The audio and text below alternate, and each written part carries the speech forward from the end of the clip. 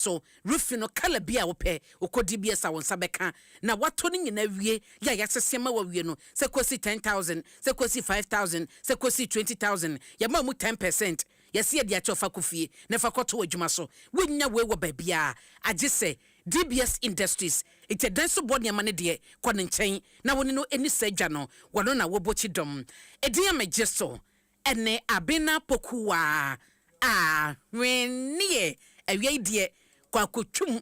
enane mose womo echa michidom den ohina mposa kakabo womo techire na ye koye nimu dia kai se socials no ye daso Miss Malaka Gina Duku watwamatum ewa YouTube any Facebook a wobetum de comment na to ho ye kwa mekenkan ama wo ye ntisim ye hensem na se Adom FM. And yana ye tie simu a me de wo fiti wo good board na de ma good board e din ada paso ye di ho komo aka ho asem na wotwe be mienu ni ho sensem ba ye se e ka bia beda ho be ye 1.7 billion dollars ye goda yakwakoto ye se yenso ye de kwakoto a akoye ka esanse sika ye de koto ye ne koton ye no ye ntumi nya sa sika no ye to wie ye na ekwa dwama so no ye hunu se dwama so no ne boa no e wo fom inte de sintwaba amamman asika no ensakraye eye exchange rate do eno so nya sunsanso inte no e de ka ba ne ka na ba ye no se ka no eye good board ka se ye Bank of Ghana ka se eye Ghana fo nyina ka e na koye twema mentwe ukomra se bedefia dom kuma ba no de ne yira Alexander Fenyoma Ken and what you say e ka ne de kojo e da good board abamu yira same jemfi so sa ha ne he sa ka wenyameka enyemeka boheme nkratamu ene adwuma maye misika sema manyamfa so mpo dia mo man Ghana ntu si de saka ne beto me so eye adwuma na ade ma me adwuma so ade ma me no se menkoto gold mra meto gold ne de bra wo Bank of Ghana wie ye no mate me selfie ho madwuma ne sakoto gold ne bra nti de gold no be ye no eye wo Bank of Ghana wadwuma enya me madwuma nti so wo de koye ne kaba wontumi fa saka no emeso bank eye good board ema ne nye yie nti no ene enchechemu ni ade a eboba ya ka bie na wasanso sisudua ese obi antumi nkaso wono ne Bank of Ghana wo mo nkyesa asobo no enye yie uma na dwuma wo ya wie wo die ne wom no wo ye kosi sen ede ne de ba ye e ka ba ya emfaso ba ya wa wo so awade. Gold boards rule like as a buying agent, just like Red Sapphire, just like PMMC did in the past. Starts and end with take money and go and buy gold for me. Right. In selling that gold, gold board is not parts. Gold board is not a signatory. Gold board does not determine who the off-taker should be, what the discount should be.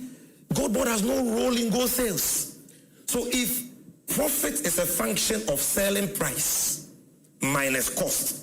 and gold board is not involved in determining selling price and the conditions for selling that gold, how do you blame gold board? Just because gold board participated in buying gold. Then it means that any institution trading gold in Ghana, when you make a loss, blame gold board or PMMC because we charge you fees. Right. So and now what is a work cannot just a me dream was so on atiase woman adwuma wa ya wie wakoboka wo de ho so bo ebobo good board wo say we kan sa enye yie nto obo mo keka sansem ena ye good board ka ye good board ka no kra bia nim na ho so na nkobodie bi san sori ye say na good board na kasa adwuma mo ye no musika no munya free he na munya sika ena mo de asobo ho asene esan se ye kasa yi sa wo hwenchese ya abeto ye good board ne Bank of Ghana ne aban nyina entemo a akɔwie se Bank of Ghana twene ho nti se no se kobase ekoto gold no ne de abedi dwuma ye gold for oil purchase Ghana gold purchase ho anwan no ahu eye good board na beye sa dwuma nyina wono abepene sika no de atɔ no gold na de aka no de atoato aso nti asembisa ne se good board ebenya sa sika ne wen sika omanya dada ede bo mo ho bra no sika no gonya free he yewra same jemfie tirem ho se enanopa yi oba news file so e wo joy news o se wo show mo hye yo mo de yadwuma na oman no edi good board eba no mo kwamra se bedwafie no mo sese kwan a obefa so adi omudwuma no wo mo de ato ne ade sese mu enti so wo mo esom Ghanafo no ya ne nyina no eyesika kokko dwadie ni mu no ade bi obo bege dia ma no wo so tua ho fi utua ho sika kakra enti eno sa sika no ene wo mo gigigige nkakra wo mo de bo mo bra e wo good board honom ena enye se wo mo gisika bi a oman ni nyintomu parliament emma approval wo mo ege da bi bibia wo mo je charges bia adwuma bi omo ye ene ho sika da so a e wo si good board ege no eye de oman nan kasa ye mra se bedwafie e ma na sa 2 minutes wonye. The funds of the good board may come from funds allocated to it in the budget approved by Parliament, or funds raised by the good board from the financial markets, or funds raised by the good board through borrowing, or funds accruing to the good board from its fees and charges. And if you look at what constitutes fees of the good board, number one, our license fees. When you apply for an aggregator license, you pay an application fee of 100,000 cedis to the good board. And when we approve your application, you pay a license fee of the cedi equivalent of $500,000 to the good board. When you apply for our self-financing aggregator license, we charge you cedi equivalent of $1,000. And when we approve it, you pay a license fee of 10,000 cedis. When you apply for our tier 2 gold buying license, you pay 2,000 cedis. And when we approve it, you pay a license fee of 20,000 cedis. Large-scale mining companies will have to pay an asset fee of $90 per every sample we assay. And you are exporting it. Whether you are Bank of Ghana, or you are MEF, or you are a self-financing aggregator, or you are a private exporter, whether Ghanaian or foreigner, you must pay an asset fee approved by Parliament of 0.258%. We issue licenses to refineries, and the refineries pay $10,000 as application fee, and license fee of cedi equivalent of $50,000. We issue licenses to jewelers and fabricators. So all these fees put together is what gave us our non-tax revenue of 970 million. So this is where we got our revenue from. We are not sitting at Gold Board just milking like a parasite another institution. Every fee we charge is approved by Parliament for legitimate services rendered. And I would say, Ora Samijem free H.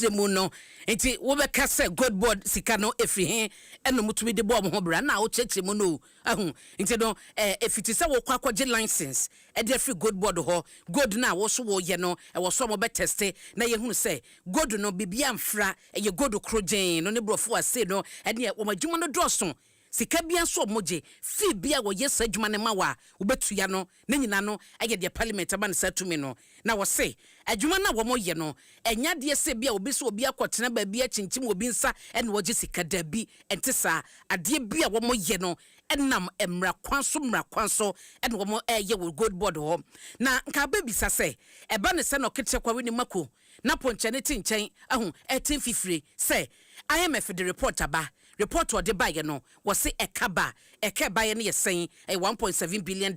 when the book no a Bank of Ghana and no ne de IMF eka nti nkaba ne sen pa say good board na so nya daje e chichi mu che Ghana for say sa IMF report e buyer ne case mu no enye good board a was ne nyina ye say enipa bia bo wo madwene mu po say wo mo be say good board din ade a enye good board krompo sobo no wo mo be chinchim nsa no a chinchim asem no e de sobo na bo good board eniti ne ama wo mo matiesima wo cheche mu bebre no. Somebody will ask, why is Sammy Jenfi and the good board speaking now? Why hold a press conference, and respond to this issue in the manner you have done? See, the reason is this: there is a difference between constructive criticism by opponents or critical voices and a deliberate, malicious disinformation campaign. A deliberate smear campaign, not grounded on facts or issues, but intended to denigrate personalities and institutions and demonize them in the eyes of right-thinking members of society. And that is why we've had to respond to this matter the way we have done. And I'm so happy that your producers have, right from the outset, placed the issue in the right perspective by playing an excerpt of statements that were made by Honorable Alexander Afenyo-Markin on KSM show. In that clip, you hear him make a categorical statement that the IMF has come out with a report, and in that report, the IMF says gold board aboka $1.7 billion. Ora sami jemfi na atene kano na won se esensem no sori ye Afenyo-Markin Adom kuma ba no dani ensem twefo nsie mu ekire mu krogen se gold board no kana de ye wo mu a sase gold no mokoto ye no wo man koto no eboa da wo so moto e beboa ma ye nyamfaso eno mokokoto e manete faso na eno na ebeto dwa na be mo keka so wo ye so ye extortionist obroni ka so be extortionist na so be a twetwe nkrofo hu sika so atiase ene aka me wo hayi misikwa kwotwum e waso pe kakra ma me onye sa me de me sori wo so me tiesi so ahu nti se wo ba beje na manya ma wo de a be kwa akose me na menya ma wo de a be ka wonu otum na wasan so be ka wo news file se de okan ye no ogusu gina hodom se Jewra Afenyo-Markin sa brofo no de wo de ma no eno ene kwan a wo fa so eno senkrofo se ne nsema wo kan ye no wo kama ne bro so ena na atemdidie wo mu wo so no de ogituma enye yie esanse Jewra Afenyo-Markin ena de chese bonsuo ne si ho eno no so de miti ebu aso. In this world, the most cheapest thing to trade is water. You went and supervised 4 consecutive years of losses at Ghana Water Limited when you were board chairman from 2017 to 2024. A cumulative loss of 3.3 billion. You were sent to ECG as board chair. You supervised another loss of 8.2 billion cedis in 2024. What on Suaboka? What on Kenya Boka? You are not asked to meet any onerous bill conditions. Sami Jemfi, that has not incurred any loss. It is me who will meet onerous bill conditions. So that's the point. So if the audit exonerates you from the claims he makes, but why should you reply in such measure? No, but that is why I'm saying that just like he can criticize me, he's also not beyond reproach. You get my point? So Sami Jemfi should be criticized. Afenyo-Markin should not be criticized. This is not an insult. I am showing you that this is your record. Cumulative loss of 3.3 billion at Ghana Water, 8.2 billion ECG. You are not facing any criminal action and onerous bill terms. Why should you project that on me when I have not made a loss? You see, my brother, there are many underlying issues between I and Afenyo-Markin that you don't know and those watching don't know. Perhaps in this country, I have held more press conferences on political issues than anybody. Have you ever heard me use the word extortion against any of my critics? Have you ever heard me? Why will I use this word now? And why have you not heard Afenyo say anything about that? Or challenge me? Or threaten to sue? So the MPP people talking, there are things you don't know. I will not just, I'm a consummate Democrat. I eat and drink debates. I'm not worried. Call the minority leader an extortionist. I'm not worried if you criticize me. To... Yes. And that is why he cannot comment on that or even challenge me. He cannot. Because he knows that what I said is true. And now what is what Mono was saying, Nanka and Yamanwa, so what no Atina Abontain, Akachi Afenyo-Markin, Bronika Sasa extortionista, Micheche Wumwa, or Gigi, or Jesse, what were faculty council, Gigi Sika Tata war, Yawan Fasikanama, and yet your best war, Yawa, was said the internet opinion in Mekan, one some, and Mekasebia, or no Sami Jemfi Gunanimase, into the new Quako Jina court, and Nasa Bibiatesa, was one him de Walker, na MPP fu ediechire ekasa bebreno enema bi wo hodoma wamunim ene nis faso ena Sami Jemfi ba ye good board kwantre for panyi yodin semwe tudwa na ne yenko enyinama hoden ensemu wodi musabese na watwemi ensanie empre no ena Ghana nyina yenka ne adundum edi aho yira ne ba esanse bebre na kwadwuma homache na homache no so a wo sore ibodma homache no miensa de dikan de no ahomache be no miensa na no ya woda ya de no na homache be no nan ne fa be kai pam sore be no nan na ja me ya meniama ba adwuma no nsia kase bonti efon ye dum no e de chese se na ye Ghana nyina na na krofo kase ei na watwe miensa ntem Gana nyina nka ne atumi dundum dia na ehu na de beti na no den de na so ye hwa nyina mahoden sam so wo mo ye de afa ho ye mfidie na sinto aba ene nkane na nya dum ye na no bete na gridco wo mo no mo hwa nyina mahoden ne de yi na mo de nkrata aba fe no abeti echu ma kire se ye sinto bi na aba na ena no paya wo nisfo adwumadie so no ye John Jinapo ono na ye soafo a wo hwa nyina mahoden ensam so se enwanwa ensese si ese na wotweme ensantem o mamu ni nyina yenkanea ebedum ni mpre no so wo se ha dwene na wo mo eye adwuma wo enfidie no ho a wo mo hwenum se hwie beyi enkosi se bosome ye besim ebobosome September ebekọ na wiye no na wo ma wie adwumadie no ene siesie ni nyina ya sansensema ye kanyina no ebi emabiem. Well, it's not easy. And sometimes, the president calls you around 2 a.m., so it's not easy. Ordinarily, we shouldn't have blackouts more than 2 in a year. And Ejepa or other colleagues that would confirm. But we have a peculiar situation we are dealing with. You recall the fire incident at Akosombo. When I visited them, we had 2 options. Some of the engineers thought that we should wait and restore the control center before we supply power. Some also said we could do a temporary arrangement with some relays and feed the power directly from Akosombo all the way to Tema, so that they will use the Tema control room to support the system. I thought that shutting down Akosombo for 6 months was untenable, so we opted for the temporary arrangement. So that arrangement is not very robust, but given the circumstance that we find ourselves, we thought that even with the fragility, that was the best option. So the 2 major incidents we've had, all of them traces back to the temporary arrangement. Fortunately, we've already done 4. We are left with 2. And my briefing is that next month, the other 2 will be completed. When that is completed, then we would refer to the original arrangement and use that system. So your timeline is concrete. By the end of which month, all of this will be over? It will not recur? Next month, we should have the Akosombo control station back in service so that we can now evacuate power direct from Akosombo.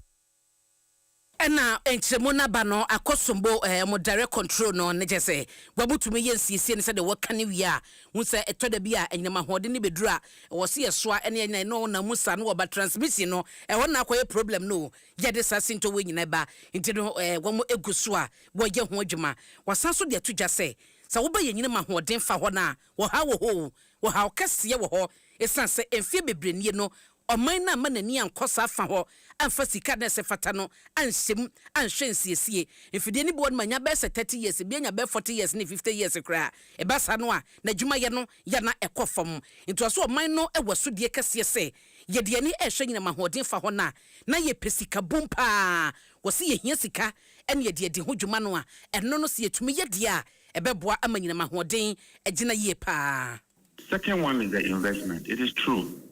The energy sector needs investment, no doubt about that. And the investment must also go into the critical areas, not just investment.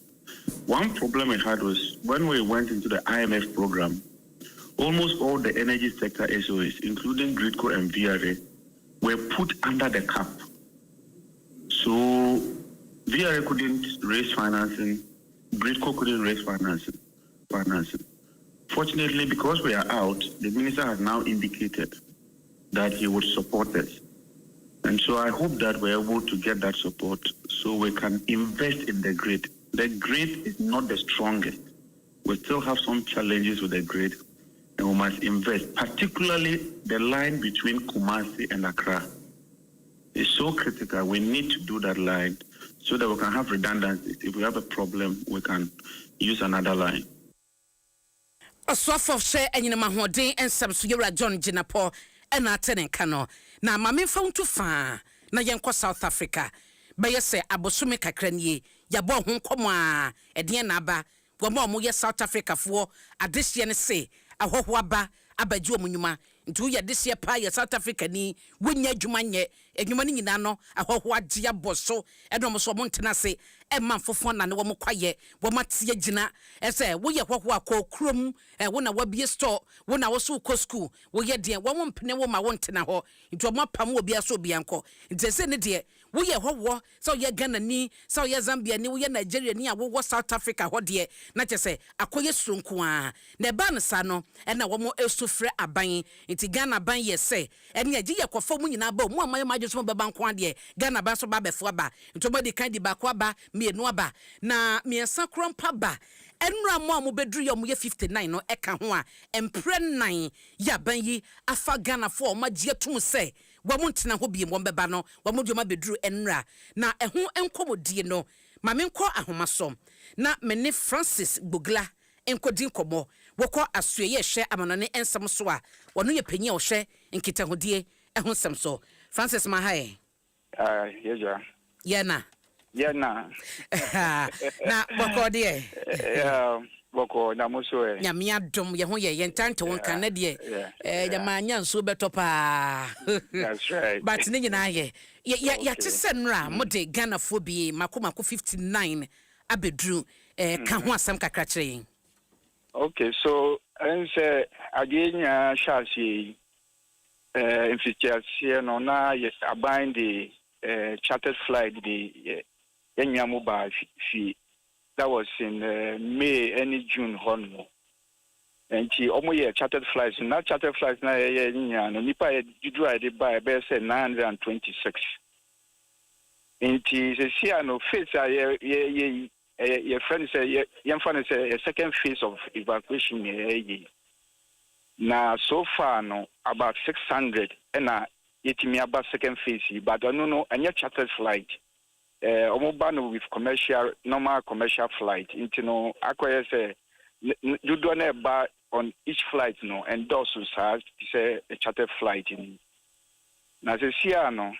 yenya mo matcho mo din as person mo voluntarily mo brief you know be can about 300 na wo ye list so aka mo beba na ejoda ebe ye insabeka about 150 more of this 300 aka wo Nti so far se wo show ma mo de chartered flight e de mo ba ye ene omo so a wo mo de commercial eba no a Ghana for do sen na mo de o maba Ghana afi South Africa ba nti ye fa se ni nya be say roughly 1500 plus and 2006 month 1500 plus be say ahe 1500 na mo de o maba Ghana se ye kasa yi. That's right. That's right. Almost what catch the dosun.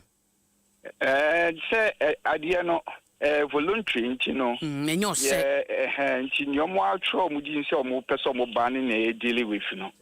And the kind of Ghana for a good South Africa, no, and yet number in a Bruce Sacra. When no mabano, a bisu wetri, how much from Dinda than I say Dibia Mabim. So the ACA or South Africa or High Commission no list here no roughly 300 na e kanu na no den ma yen ne chartered sense chartered ne de kan betumi afo mu nyina kra bom e kan dross dodo e den sakraye ben ne bag asese no ma ye ne se ye de ombefa commercial ntikakra na beba no na mo de aba kakra na mo de aba e den ne massa changes ne bai. Oh, no, say first chartered once, no, a cow mumu, but and yet a canning I actually say Omumbra with commercial flights, and yet no credit here. But it's as and when government is able to, and then your mobile. So government is still open and willing to bring all these people who want to come home.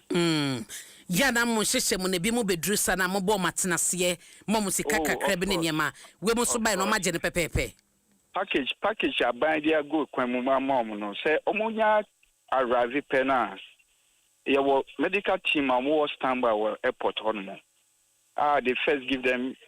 support so be hu fa na doctors wo ho am hwe omo Tebiana Brusso or Honoma, Yeni 37 hospitals, military hospital, I and Shishe, into the Omo, after maybe I serious, no, Yadomo Honmo. But the Abetini Asha or Honoma, the port health officials, no, Omu deal with those ones. And then we have psychologists who are also there to give the counseling. Because someone say, Yoma Fumino, very traumatic. There are some who need psychological support, so this is also extended to them. Then apart from that, no sikaka kra abide the mom will say your friend resettlement package. No bia so akoro so penny bia sakebi. Say busia bakuka na mu ye 5 kra na obia nsa bekabi individually. And apart from that, no so ye mo bia transportation. Sika mudebe ebia bibie free wa. Bus or not before are making available. You be form bus terminals. Then they continue their journey. It is Atikana Edimamo for transportation. A Boamo Modeko. Now, apart from that, not so packages in terms of Ediane, money, oil, one or two things that immediately they get home, at least they have something to start life with to prepare something to eat.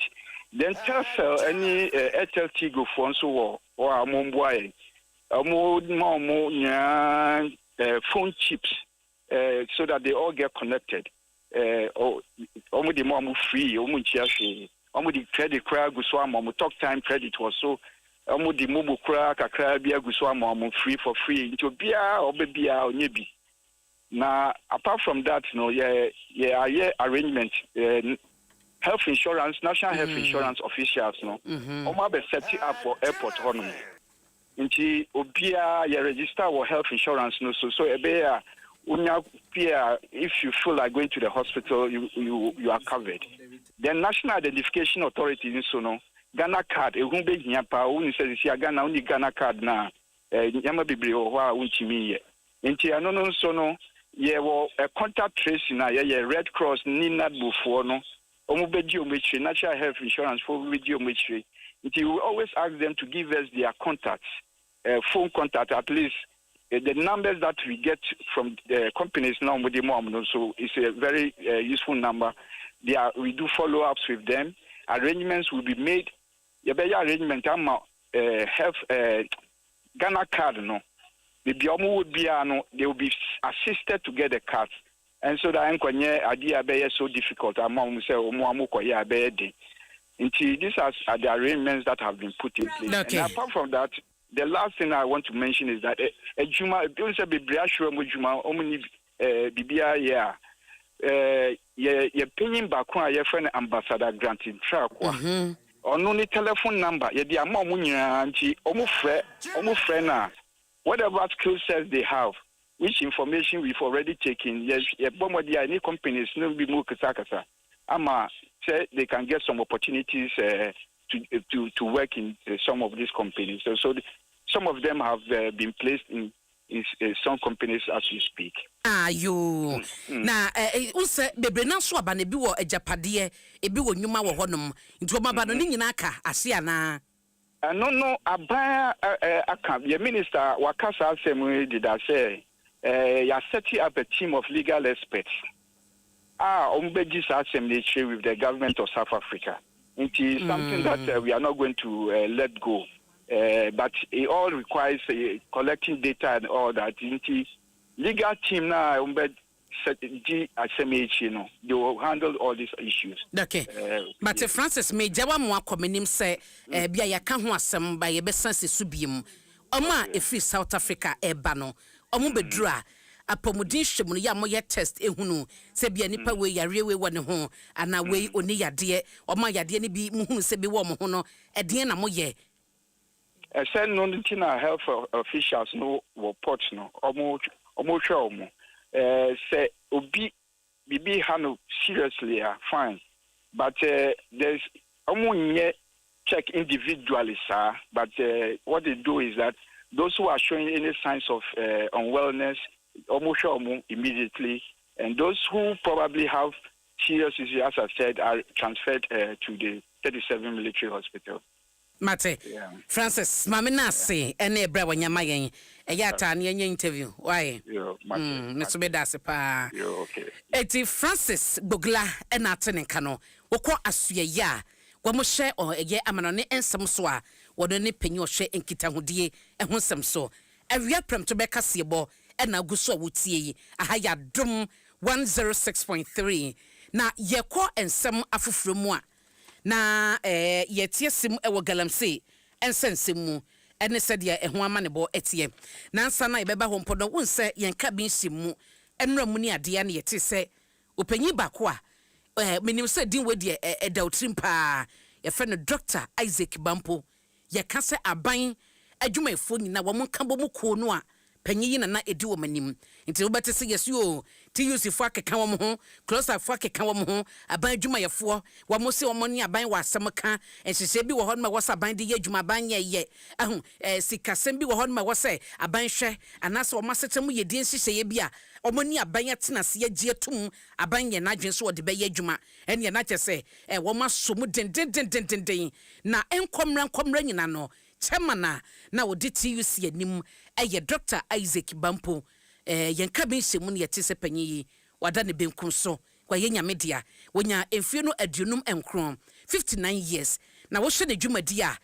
wa ye TUC kandifo ache wakon yie pa wo bia wo ya ban dwumade na papa yi wakon bia ma wo nya nkrankrafo e pa akonfo mu nya bia ba bi wo kra wontumi kra nkɔte union no wo mo de mo union ena union kandifo no ekoma wom dube hunu sei abenya dwumayefo wo makatu ekɔso ene hyehye bi etesa na ekire sei yewura Isaac Bampo a wonye ne ba bi koyi won na panfo ena mo gyeyiri mu mekai ebra galamse hu nsem beye gidigidi o mayi mu TUC de wo ho gye mu sei abandada na bre so ese yempe galamse ese yeso ni yensase nti wo no wo mo koma wo mo ho no no mo sanso ekoma Ghana ese ye begina yie na panyi adan benkum so anopa ekukrantu medwumadie so ena owura Bernard Owusu ebo modin a ede tudwa ese executive secretary Maklos Arampa de yetete wo wiem se wahwe ne nkwano eye nokre nti chairman ema TUC eye Bernard Owusu woni kwakotwum aka Samafre ene di sankomo yi yentie no ene no eshia mze last week kra near your call meeting friend is neighbor issues bia yakoye no hotel bia the di wa sabina to say bia no to na say di ye no nra e dey say o program ase na putu wa onya don eti your fa no a wo de me ko to hospital I say wa for ina media eti na jam friend sister deputy chief of staff Bampo Adom me oye later na ja on family says sana atu enia comrade friend Bampo na motia na sana enti yewura Bernard Owusu ena wote ne ka no na yebisa se woni panyi yi ayadwuma che na edien ena wode kai Dr. Isaac Bampo ne dwumadie mu ene ne totoye na yentie de okan yen very straightforward. And as a union leader, no, very radical. And the ability they are not catching me and say, hey, you there, I say I'm for too, but you up and near the street. So, or you be a Jumaya 4, a dear money, a Jumaya 4, and no my dear. And that there would be Dagro, or you be a Sabu. BPR on the not officer Ghana, a year to my 4 year a company.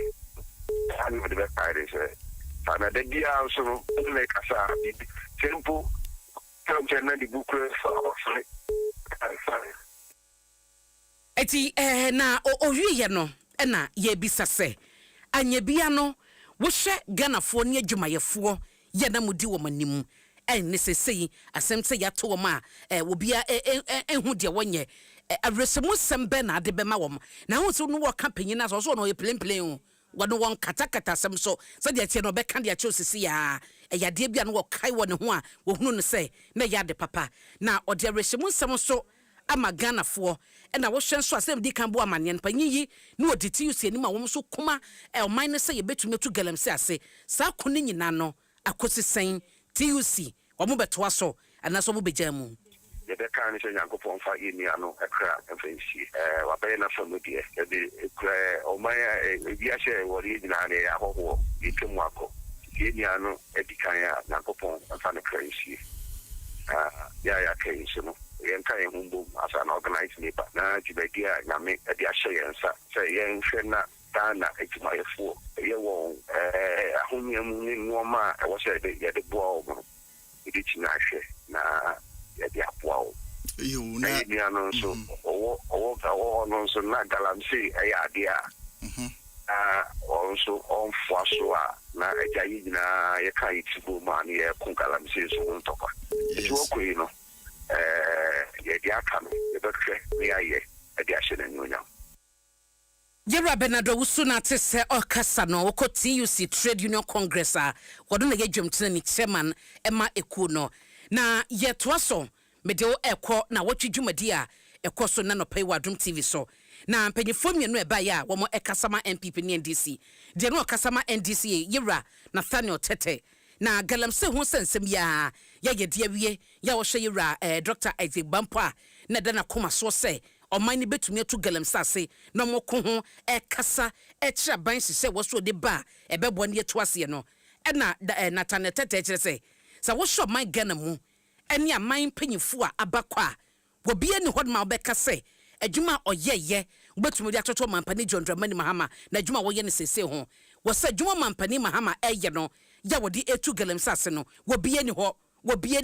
na wo hwe dipa dodo a wo ba ye galamse wo mo eyo macheche wo mo bro be se 200 yo mo gina court shamfa mfidi a wo macheche excavators wo macheche emudi wo mahye no motorbikes wo macheche ene adwuma ekoso 9 months ne blue water guards wo mampani dia ba se de beye na wo mbetumi akọ galamse ko no wo se eye adwumaden a opanyin kwanka be ye be kampo a wo sabasobo ye wo so mampani Ghana fo bo na ba so wo galamse ko no obi ekanse NDC eba aben mu galamse peja ni mu galamse aye worse than it used to be na sa nipa no is not being very truthful because it is only aban why determined say opese otu galamse ase ena enhyehyeye ahodo a President Mahama edi egu akwan mu to ensure say galamse no yebetimi etu ase to make it a thing of the past no ena sa aban no ebe sa de no so be ma me kwan a me ma data kakra from January 2025 President Mahama esan betina akonwa so enkrofo aya chi omo related to galamse enkwa 258 they are currently before court air trial omo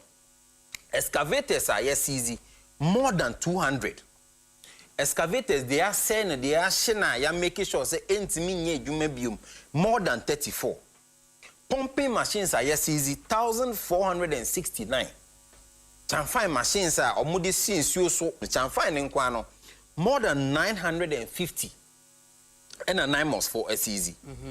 motorbikes are galamse for edi operations any rounds a supply mo aduane supply mo nsuo wo galamse set nya de ade nkwa more than 285 and easy go detectors 82 tricycles just say a lot of things have been done. And now what's ya no tino Nathaniel Tete or no kasama NDC inti osabana chichamfine enfidie wachichi motorbikes no mo di operations wo ho excavators wachichi bi ene de keka unti chese abanu galamse kono wa yade pa no wie ye pe na Benjamin Asare ono so ye NPP communication team member na wono so ekasa ye de fa ho ne ono krompo de was story din wo good board wo kwanche for the so Yera Sami Jemfi and what you say enne babiote Ghana for na chena tade etoduane manidi anije kro baje Ghana for ne tua ho ka enti so wo say wono yade na enkoyie na Ghana for entumi nkade awoboa kosi so beka so ono ade ne ho a won fa Ghana for sika nyawede won bekasa na ne de yi baye ebra wono no susu se ensem bia wura Sami Gyamfi ka e de fa yewra fanyo make ho no na ntwa yie Sami Gyamfi nti ase se good board na nya ne papa japade ena nya ne maame japade enya NDC na abie company ne yede na si ano ye de etodwane manidi ye ne etotade de se no ne boxer shorts kura ganafo na eto enti o medi post no nsatade ana o say o medi good board si o no nsatade na wo different na si to na wo se no satam no oji no nsatade me se na wo se bi enso ene no ne conditions of service no ntade ka ho eno no wonye ye ade no wonka se me medi gold board no na me hye matade dada nti atade na se Ghana for so wo to de ama me every month bia no me mpe ni ehu se wo ba no na wo hye watade dada nti atade na ye to ma wo se ya no enya de a waje wa reject nti ye ne toto nuani nyina ma ni di se ne re hokora no okoje nani a ye ne etuaka na se ye we nyina ma wo na wakodi dwa no waboka ne ye ka ho asem a wo de adane atem didie ene mpu atwa atimi ka kire obi obetimi awo so ye poor woman utimi ka kire afenyo man ke so ye joke of a minority leader na wo ye dey asem na aba na ye ka ho asem no o me ye hwe nka na odi adane tua pia ne da wa no na wo ka Benjamin Asare na otene ka no wono ekasa ema NPP enti na wotwe dwumade so Adom TV so ne ye memenda no pa bia na wotwe ba ya afato ho na obete ensem ankasa na ye to so ba bia ye dru ne de ye tie simo ye komantem ahodo no na o message a wo de aba ma me sase wo YouTube kwadwob watching o se awie de ma mo nyina ha Adom kasebo ye hwe mu free tema mo nkoso am adwuma wo se Adom FM ye tough ye no na Alhassan Ibrahim o se kalala mankesim na wo o se NDC party ne de no kranie to da bia ye na wo mo sem bi o mo kekane ade na ze intensity so ase ye na no kware enimu sa ne de o de ba ye enonom na akosa wo se enti enso bebrebe wo man yi mu ne se ya esei ene de Ghana fo eka nyina chi no obitumi sanya kokodro gina ba bi ka se galamse kono mampani ebon homoden dia na won de wo hunu se atwetwe aso pa Kofi usu yo odi na odi aba na yate ye de ye nwosi obi awaye de de ma ye na ye kan enti ma men koba nim na Kennedy Badu de ni o se wo fa K new plan station circle o se Sami Gyamfi ni de ni o se Ghana for edge wo musika o nya kasa tenten ne de so a o de ba ye enonom na Daniel Amankwa o se Mr Dollarman eno ne hwan okay ya commentem no meba Facebook na wo comment na da ho no makenkan sisia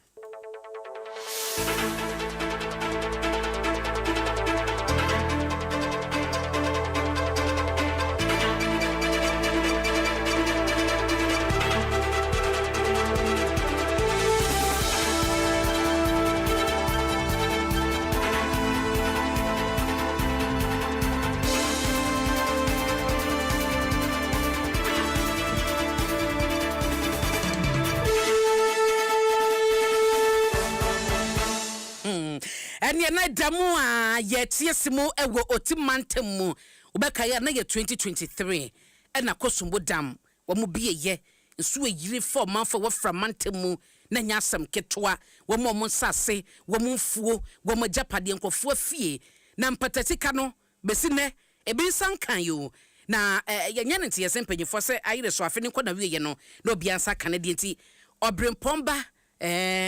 Odesieba usu job wono ewo honom yenkwe na omumu amane Odesieba ma ha o Toma ya toma na joso toma so wara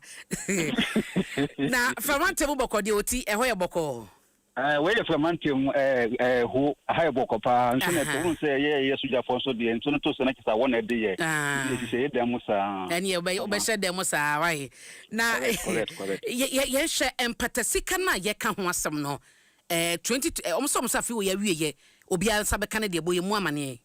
da se toma na tinyina no se oba famantem hanum a oso afa ona ehwe famantem hanum egina mampenyan nan mu a ono say dean of regional ministers Openi James Gunu ena oda to eye empenyifo a omo ewo voter unit coordinating council na nim say Oshie to the Bessem, Fia Bessem, and Sani, at Yenchamato, Ghana for Ednam, Akosombo, Tatena, Yetimia Buyama, Atima for Manfajapa, the Ankana more from Mantem Han, my pair, and then the Manchano. Aye, VLCC, the third general meeting, and I know what they are, and no more now, so often that to just say, and by no Ashe, finance minister say, on just submit me up to your compensation fee, no Edama, a month for. Eya kosomo down no atima afomone manyina se de beya onhu betma ham o ka se na nse ya okopima wa mepe a omu adiomo eye 70th Afeneto festival enum na obahima ono ho no mame mamaga adwo ede ato dwa se e wo se abantimi enhwe so betma twa compensation ntimi ye sure se na no adum ka se ye bom na minister so eti ya minister so abeka kire eye VLCC mpanyifo nyina se Ghana aban so timi ahye finance minister senti omontimi hwe so betimi atua eye sa competition ede ama eye adehia omho atumi akam ewo sa eye staff rad issue no mu enum na o kire se Ghana aban pa de waye no hu boarding pass e obi biara no ho bekam bia ewo enema bia aban betimi abeso na sun pa de obehwe na mina ba ufu ho no so a na say ya be se na fo be se enum ni na Namibia High Commissioner to Ghana Her Excellency Ndi Yakumpi Ndi to one mata abepem of Mantem Han odi na fo mensa na abepem of Mantem Han ma o kire se oba be kira from Mantem so afọ Benny James Gunu na penso na nanom so timahia na nabuta yina na se oba han no oba be hwe enema ewo from Mantem Han abetumi abo ama from Mantem na penso na Namibia 40 aka mo abo ma ebetumi di mpuntu otuma de ba honom o kire se kuya dwuma tourism ena fenso enema abetumi aboama Framantem ni Namibia 40 maka mo no betumi ahwe pa na owie ye 3 days to na mama me kire say oba Framantem pa de wa hu say ukoketa ho no pa bia ye tourism site no wo no beach enti wa hu say okọ Namibia na so samba and oni Framantem betumi aka mo ntuma bo mu pa na Framantem ahwe say tourism na fenso ku adwuma de o betumi afa mo ntuma pa ati papa na udum se abana bia genu abusum bia ehia na Ghana aban digin de to gas Ghana medical trust fund Ghana for 20 years Mahama Care na enum na voter union coordinator the master fund we MFA date that to just say so far so good since omasha say Ghana medical trust fund and for Mahama fund at my back Framantem Han no ma ewo hold kafaga na to we hospital no Mate odishema ama atumi aso nipa bakubako enso asia tia omo dalisi so omo ehwe omo a ebini kwampo omo nakopun owo conformity tisi wo na fense bi so ewo akra ebi so ho ha no ma o hwe se modi atumi akoso yiye pa ede aboa Ghana ban na fense Ghana fo nyina enti wo na ensema efu Framantem Han no ma na wotwi mu mosom for this sheba o so job medimam atiefo meda se ene na mede wo ekọ enfifini mantemu a yegina wo kasoa na wotwi mu asem beto dwa kwada tobom fe na ne mame wo no obi nim de ba ye koja kwada yi to atonkom o adumfo du ho ntem na Kofi Agyen ekọ ho Kofi ma hai Kofi ai me wo ha na boye mu de si ye no ene se kirasem bia ba na de aka ho sisi ameno ka se de kirasem aba na se aposifo omo ka so adofsu abam amasisi akwala no so no omo refer to social welfare for amasisi social welfare na be take charge amasisi anakwala no omo na kopio social welfare no omo ni bia bia e din kwala gu enti eba se ya na omo di nkwala no ko orphanage home omo jidi se omo bitimi ahwe nkwala ntisi ande ho NSC akoduna de ko banya ne se omo piem ka so main station ho no mo public toilet remember so omo si station omo si edeka ho ana ma to ade ene driver fo nyina se bi obi akoye ne hu yi na no ana ma me ba ko a o to ade o station ho no o si wo kwa ko jare na nti ko jare na no na o so ko agena bia so omo wo that bia de bia o jare na bia tiwo no wodi batum enti no omo de guma don so anza na wabenti na oba kwakwache ejina don so pa eto no pepa se bio ne hu wie na ode kwakwotu no te se akola esu ewo honom eji eno ana odunza ode no ba kse ne ta hwehwe mu o te se akola esu ampa obiebie mu no na cha akola keteketu a yawo be demienu be 2 days na akola no ehyemu a ɔtwe ne sei no ɛsɛ akwala no ne furu ma nyinaa yɛntwa ɛhyɛ so kama akwala no sɛ bio ne ho nyinaa ayɛ basaa ɛno na nam so ɛma ɔmode akɔma apolisifoɔ ɔne di ka ne kɔ kaso apɔlɛkɛ na gamene ka sɛ dɔktafoɔ ahwɛ akwala no treaty no ame sɛ ɔhand over ade ama social welfare amene ka sɛ deɛ apolisifoɔ nso ɔdɔ so ɛyɛ nhwɛmu sɛ ɔmbɛnya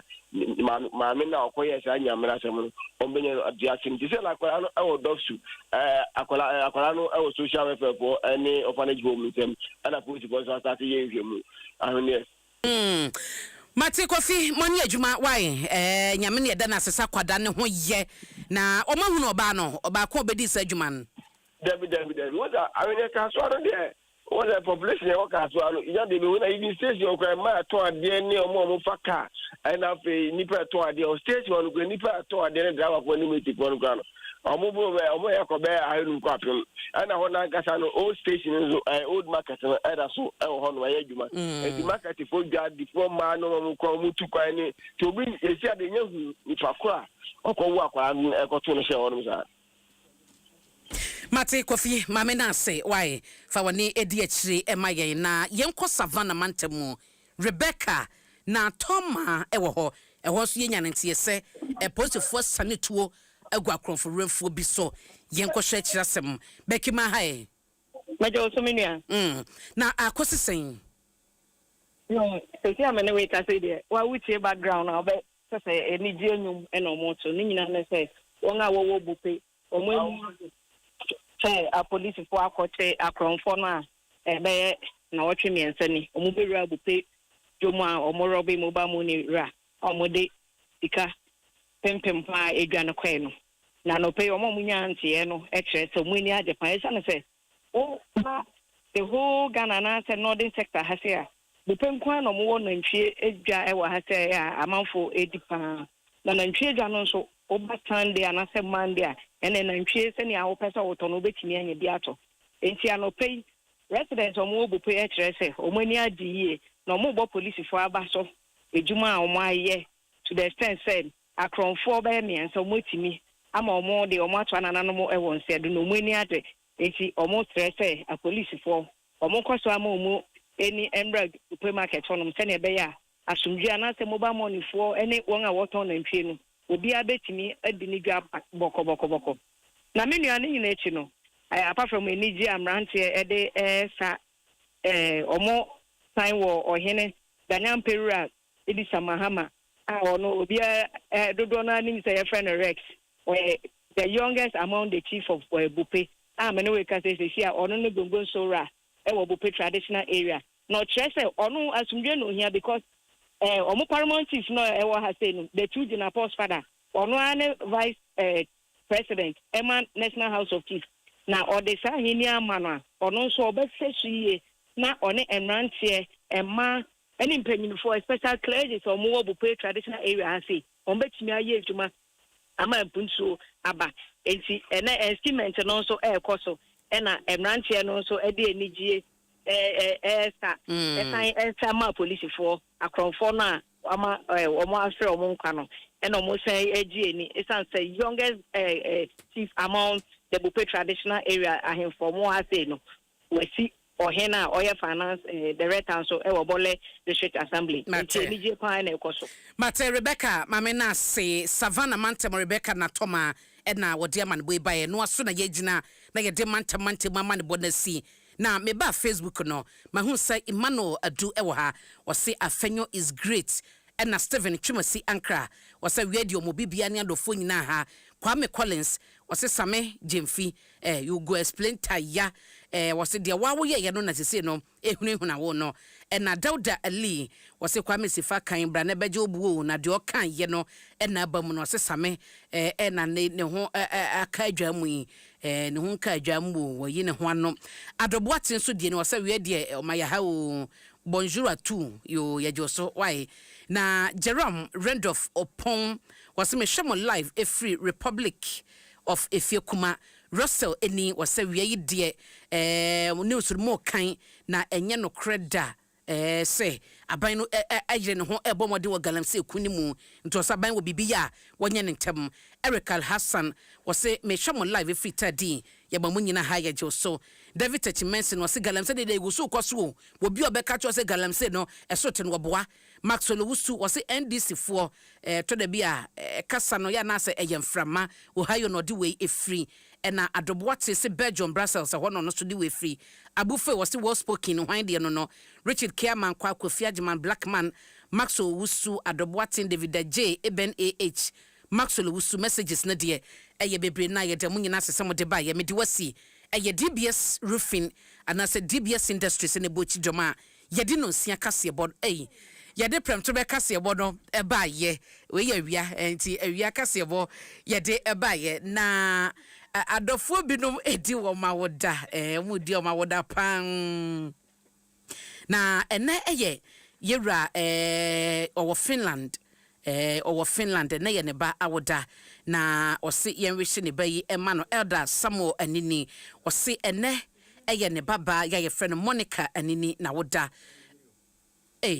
sa where de we meba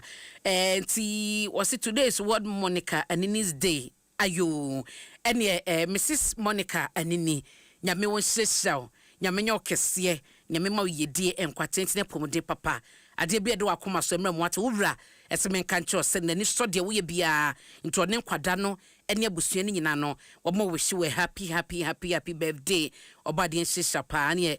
asafoma wo ho nyina so eto nkrama ose wo mo se yedie nkwatenten ene pomode papa ede ma wo na sample for je live no be pension nana live no be pension o ba live and kale nyambo mande no na beka news anopa na yesi the exclusive a Sankofa band and DJ Principal and Omode Eba the exclusive Basso Belgium and to win a High Life Festival and ya anyum to 4 ba KK for Sujinem na Kwame Kofinti Frank Nero squad no ejinemu pa it be Belgium wo Belgium managers ani Jene Brenna to kopoti kitito na entoto so sa ebekọ so ewo Polinland 14 no so de buy one kan di na nka ho di no an ma wo no etida na yene bra na enjoyment we de won ka ho bi na 7th day SD asafo no when you College of Education SDA College of Education said that COSA 2006 manya 20 years. It's when your homecoming and your money na momra is rooted in the past, rising together. It's no any motto ya mudi edi jumano. It's when the year for Bibia 2006 we will be our call SDA College of Education na Eberna so 20 years in ye ya muwi ebaye koso say November 6th to 8th ewo school mu honoma 7th Day Adventist College of Education asokware kofodia e wona dwumadie no ebekọ so nti wonyina mo nhyɛ no so na mo metatachi kama ene na so na megina wo awiai be de wasi edin ya megye so ene Abena Opokua Ahwenee kwakutum samafre ene ne obo mechi dom de mu ozin anopese na wo so de kukurantu be bɔ ne ho so bia no etino kwakutum na bo mechi dom fefefa ya besom wo na mose Yonasim Papua na sase a wugina sui eya sase kron ohene amponsa kakabo wono so tachi dendenden a ya besom wo na Miss Malaka abehunu wo studio han ma wie ya ho wagye duku no wabɔ nte ya ado amode ne bi ne emre waduku pa na wagye sachichi da sɛ omunyi du ba bia sachichi omo hwɛ de kan ade no ebi de hye no e de kyɛ so wotwa betum sɛ Malaka wie too much awie yi ma ye kama wo YouTube hɔ no ma nya de ketwa any Facebook ntido ye de wasi JP ba bia wo bia live no be pension what ye da beba ntido ye de wasi nyame wo hya me on hya wo na wo hya my kronkron Ghana ya kra mu nyina